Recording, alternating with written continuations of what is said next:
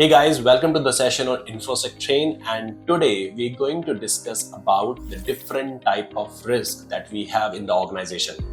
The first is basically called as an inherent risk. Inherent risk basically mean the risk which is persists in the organization. We don't do any kind of treatment. Let's take example of the Indian government. So in India, we have 100 crore population. It is not possible for the income tax officers to audit all the transactions and all that. So there is an inherent risk. Okay, so risk which is persists in the organization and we haven't treated yet.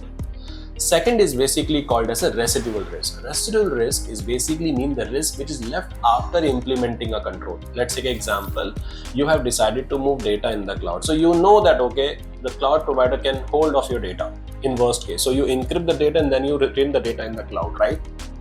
So you took some risk after taking a decision and moved the data in the cloud. So risk which is left after implementing control, that is called as a residual risk. Same like wearing a mask and going out.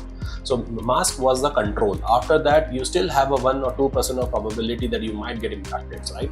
So that is a residual risk. Third is like when you installing any control, but if doesn't control work properly, then it is lead to the control risk. Is it clear? Control you have installed, but it was not working effectively. That is called as a control risk.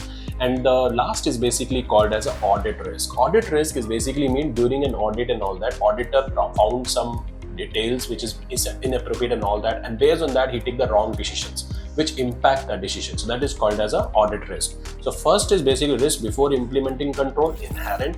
Risk which is left after implementation of a control, residual. And the control ineffectiveness, that is basically control risk. And auditor basically use a basic data or some wrong data and based on that do the wrong opinion and all that. That is basically called as an audit risk. Do let me know how do you find this video, and in the comment section do let me know what is the next video shall I make. Thank you for watching this video. Good day. Bye.